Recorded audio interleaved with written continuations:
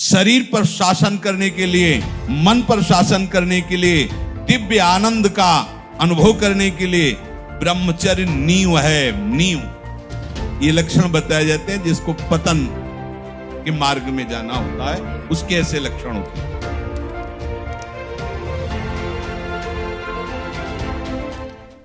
जिसको कश्यप जी से उनके गुरुदेव कह रहे कि जिसको इस मनुष्य जन्म में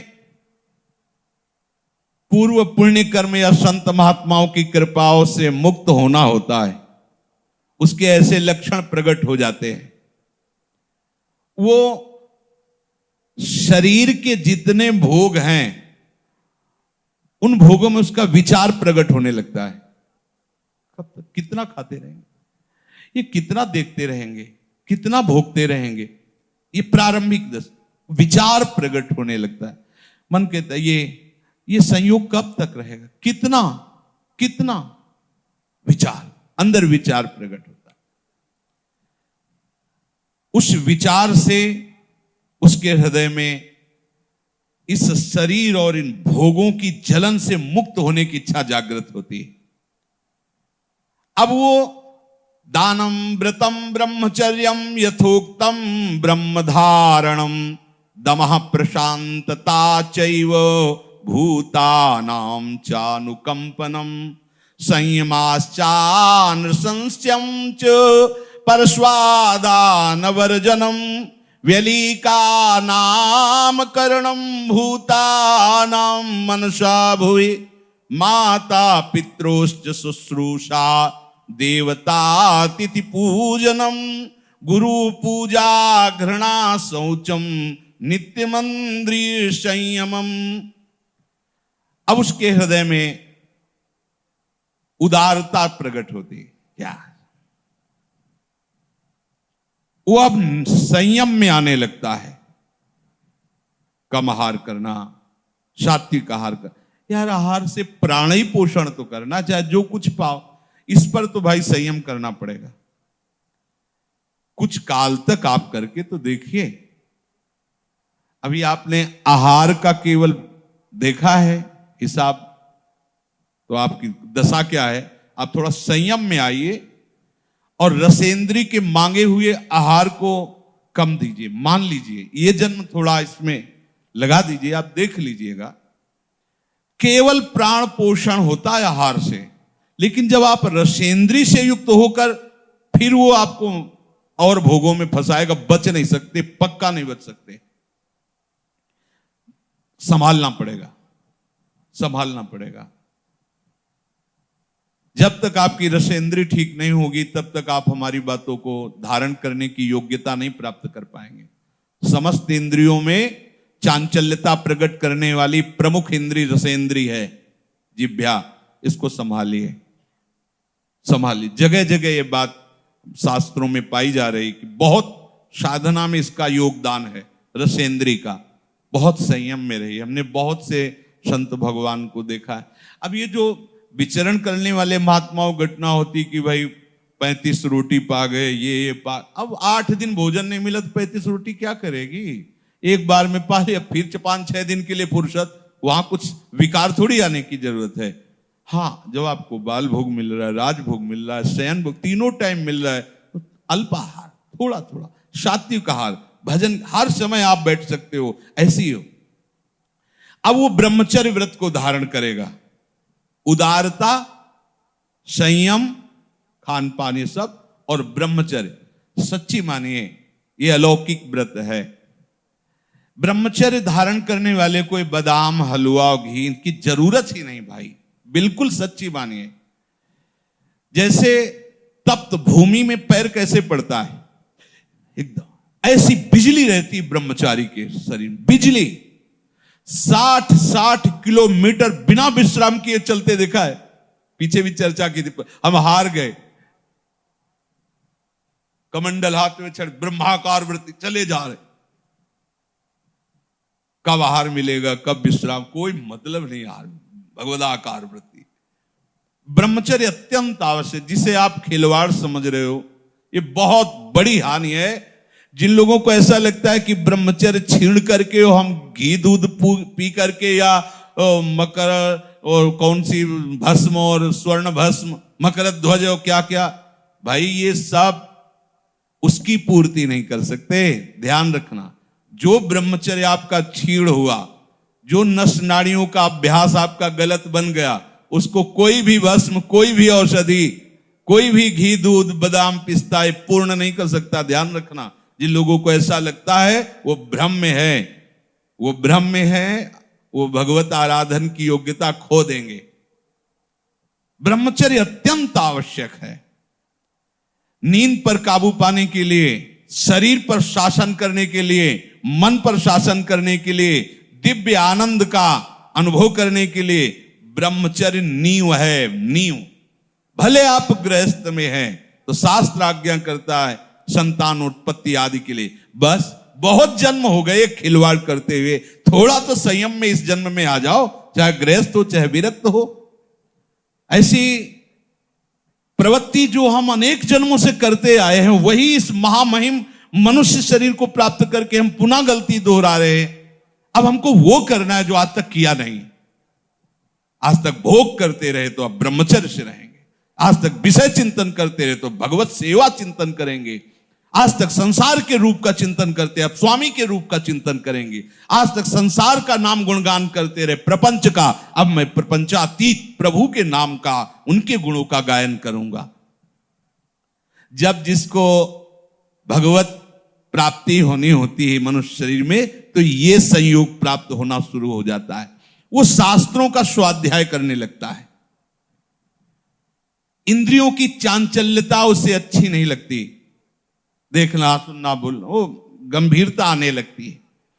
कोई भी उससे बात करे मुस्कुराकर, ऐसा दयाचित, सब पर करुणा करने वाला उसका स्वभाव बनने लगेगा।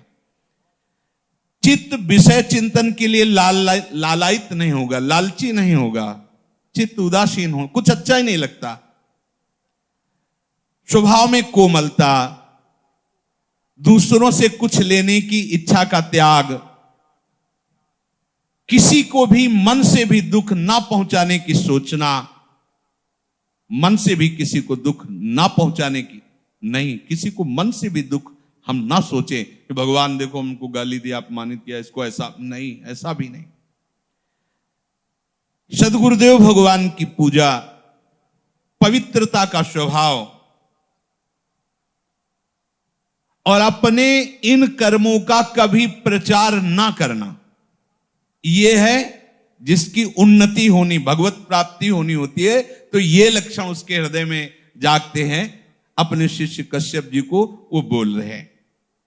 और जिसका पतन होना होता है, नाश होना होता है, उसे विपरीत बुद्धि प्राप्त हो जाती है।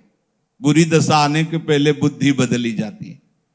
उसके हृदय में विपरीत दशा जागृत होती है। विनाश काल में बुद्धि व्यावर्तते चास्य विनाशे प्रत्युपस्थिते, उसकी ऐसी बुद्धि में उल्टी भावना आ जाती कि कब तक ये सब, अरे भोगो यार, भगवान को मिलना होगा मिल जाएंगे, ना मिलना ना, सामने भोग उपस्थित, भोगो। उसमें धैर्य नहीं रहता। ये लक्षण बताए जाते हैं जिसको पतन के मार्ग में जाना होता है, उसके ऐसे लक्षण होते हैं। वो अपने धैर्य को नहीं बनाए रखता।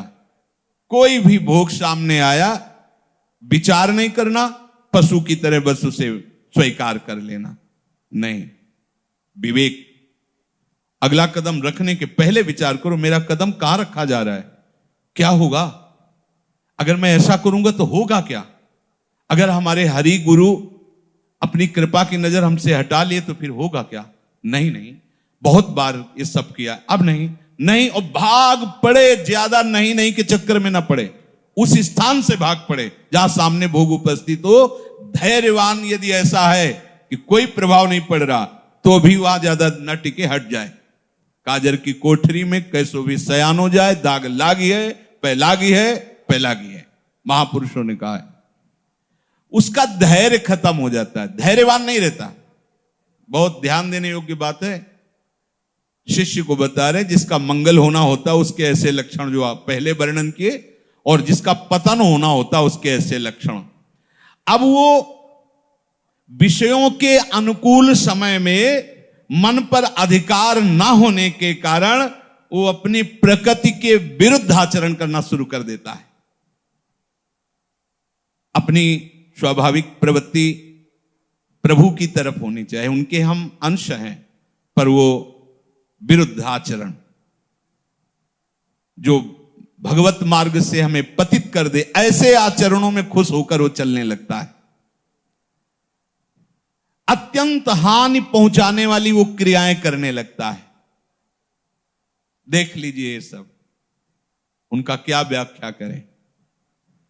अत्यंत हानि पहुंचाने वाली, पता नहीं है, और अपने जीवन को स्वयं नष्ट कर रहे। जब उनको शिक्षा दो तो उनको बुरा लगता है कि हमें ऐसे महासुख से वंचित क्यों कर रहे हैं। अरे पागल, ये कोई सुख है जो तुम्हें क्षीण कर रहा है, नष्ट कर रहा है? आओ सुख सिंधु प्रभु के नाम रूप में देखो कैसा अपार सुख है। वो उन सब वस्तुओं का सेवन करता है जिससे उसकी बुद्धि भ्रष्ट हो जाए। होटल से मंगाओ भोजन, माना बहुत साफ स्वच्छ दिखाई दे रहा है, लेकिन बनाने वाले का कैसा आचरण है, कैसे बना रहा है, क्या विचार है, कैसी पद्धति से बनाया गया है। आपको शीशा के अंदर रखे हुए सुरक्षित दिखाई देते, लेकिन उस समय क्या है? सब अच्छा है, पर उसका विचार क्या है? उस समय का विचार उसके अंदर संस्कार डाल रहा है। ये ज्यादा चाट चूट वाली जो जबान है, ये परमार्थ लायक नहीं होती, इसको सुधारो। जिस चीज की ज्यादा मांग है उसको तो कभी मत खाओ। एक बार तो यार कर्रे पड़ जाओ, एक बार तो थोड़ा हिम्मती बनो। देखो ना, देखो एक ऐसा फिर समय आता है कि इन सब बातों का महत्व नहीं रहता जो हम आपको बता रहे हैं, कोई महत्व नहीं। एक समय पूज्यपाद उड़िया बाबा एक कवल एक बार में दे दो, जितना देना, 24 घंटे में एक बार, बस एक कवल।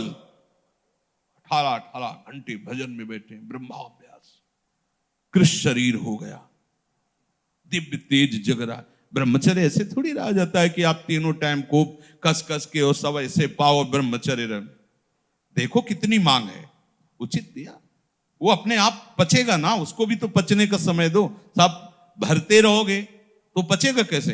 वो फिर पतन हो जाएगा उसका। उसको पचाने के लिए सामर्थ्य चाहिए। क्या सामर्थ्य? जितनी आवश्यकता है वो अंदर पता चलता है। जहां थोड़ा ऐसा लगे कि हम छक रहे हैं, बिल्कुल उसके आगे एक कवल भी मत पाइए। अभ्यास बना लीजिए, उतना ही रखिए। और अगर ऐसा लग रहा है कि पाने की थोड़ी इच्छा है और थोड़ी नहीं है, तो बिल्कुल मत पाइए। उसमें आपका ब्रह्मचर्य पचेगा। जो आपके अंदर जठराग्नि हो, आपके ब्रह्मचर्य को विशुद्ध करेगी। और धीरे धीरे ब्रह्मचर्य जब स्थित होने लगता है तो ऊर्ध्वगामी होने लगता है। जहां ब्रह्मचर्य ऊर्ध्वगामी हुआ तो दिव्य तेज, दिव्य शक्तियां, दिव्य ज्ञान अपने आप जागृत हो जाता है। ये इसीलिए, इसी आनंद के लिए तो मुझे मनुष्य शरीर मिला है भाई। काहे को? जो बहुत बार, अब नहीं, अब जो एक बार भी नहीं हुआ वो करेंगे। क्या?